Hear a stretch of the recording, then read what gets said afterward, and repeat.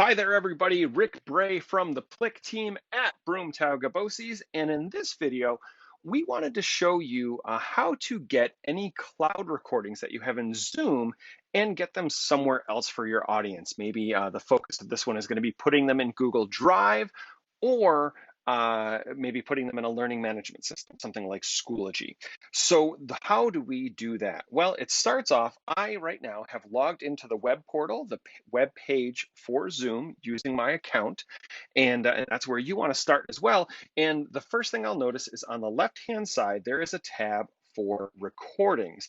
And that's what I want to click on to head over to my recordings. And you'll notice at the top of the screen, mine says cloud recordings and live recordings. I want to grab those cloud recordings. Now, the cloud recordings are great, but you may want to put them somewhere else. So what we're going to do for that process is to click on the title of the recording that you want to get. And when I click on this one, for example, you'll notice that there's a lot of information here and there's all sorts of stuff. And maybe this is where you clicked before to copy that out. And that's all well and good. But again, the purpose of this video is to show how we can get our cloud recordings off the cloud somewhere else. Now, there's a lot of options. You may say, hey, I'm just going to download all 7 files. Woohoo! No, wait, don't do that. Your first inclination might be, okay, well, this file here is the biggest one, so I'm going to grab that one. No, no, no, hang on a second. Let's take a look at what each of these are. My hope is, each of these is? I don't know. Leave that one in the comments. Is it is or is it are? Anyway, what I'm going to do in post-production is hopefully put up a little screenshot of what each of these files looks like to give you a better idea as I'm kind of talking through it. So going right down the list, because you'll notice, I'll come back to that in a second. The first one, shared screen with speaker view. That is probably going to be the one that you grab. You know, if you're, what's nice is it's going to show the shared screen. So maybe you put up a slide deck through the share option within your Zoom call. It's going to have that screen, and then it will also have what your webcam shows. But here's the catch, right? It says speaker view. That's something to be mindful of. The speaker view, it's who's ever talking. So if you had another person on your call that talked, it would be their view. It would snap between who's ever talking. So just keep in mind, the speaker is not the host. The speaker is literally who's ever talking. So the first one is going to be whatever the shared screen is with the speaker view. Now, also keep in mind, if you didn't put anything up as a shared screen, it's going to be a black screen. That's what will be there. The second option is a speaker view. Again, that's just that webcam, whatever's showing on the webcam. But again, it's for whoever is speaking, not just limited to the host. Unless somehow you magically set it up that way in your settings, which would be cool. The gallery view, right? That's all the little thumbnails of the people that are on your call that we love so much about Zoom, but that's all that file is going to show. The shared screen, again, that would just be if you put a slide deck up, and quite honestly, that might be a great recording if we have other students involved in the call, because it would just show what you shared your screen. So, you know, if there was a whiteboard that you put up, or if there was, again, maybe some Google Slides, something like that, be great without having the face showing. Audio only, well, I can't really put anything up in post-production about that, can I? Because it's just the audio file. An audio transcript, it's going to give you the transcription that it made of the call. And then the chat file is just that text file of the chat that's there. So those are all the different things that are here we can select from. And when you find the one that you want, maybe in this example, I want to go with the shared screen and speaker view. You'll see with all of these, when I hover over, I get these 3 options that appear.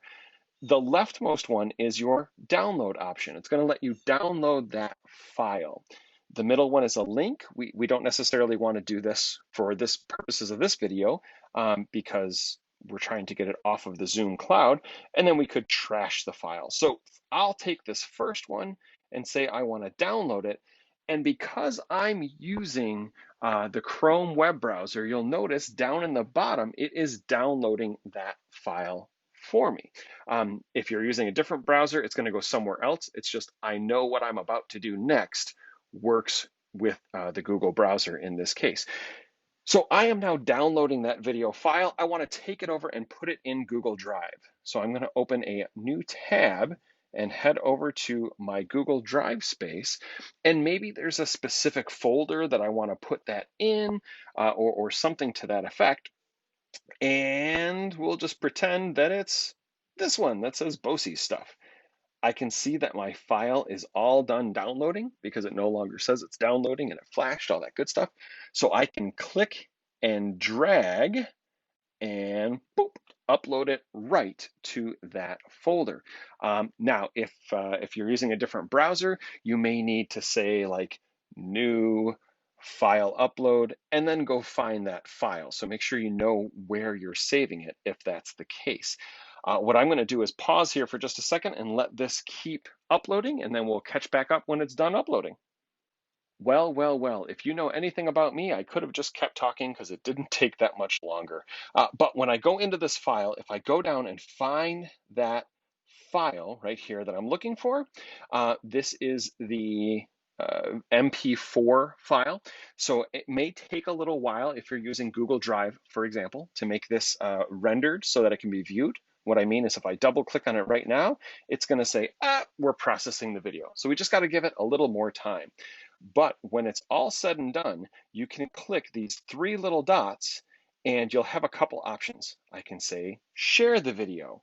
And if I wanted to, I could get the link, and keep in mind, I'll hopefully pop a little card up in the top right-hand corner talking about the sharing permissions and how to the different kinds of things that you want to do.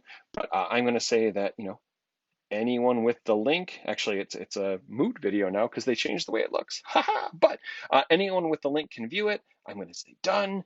And now if I wanted to, I could take that link and go paste that into my learning management system. I could go and paste that into Schoology, add a link to it there, and my students could watch it there. If I wanted to, I could take the whole file and upload it to Schoology, but the heads up we'll offer is that by linking it to Google Drive, it's going to load just a little bit faster for the students because it's already online and it's already rendered. So in our experience, we've seen it work just a little bit better to have it housed in, for example, Google Drive and linked out somewhere else. But there you go. That is how you can take a recording from the Zoom cloud and download it and then host it somewhere, for example, in Google Drive.